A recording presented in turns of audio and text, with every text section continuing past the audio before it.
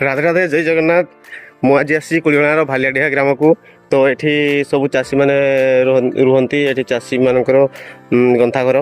तो ये बहुत प्रकार चाषबास हुए पनीपरिया बहुत हुए।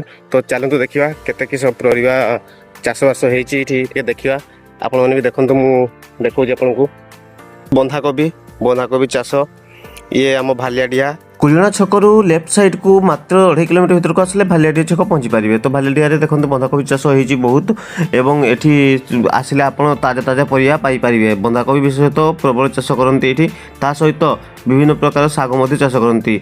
शाग जेपरिक कलम मार्सी एवं आमर लाल मार्सी धला मार्सी शिंबो यही प्रकार चाष होती। तो चलते जावा सेपटे साग चाष साग चाष होगा बुलवा से पटे आम साग चाष। तो जावा से साग चाष जाना देखा चलतु। यहाँ देखु आमर धला मार्सी साग आ खुसला साग मिसिकिना ये चाष होती। एपटे आमर कलम साग होती एगुड़ा आम कलम साग।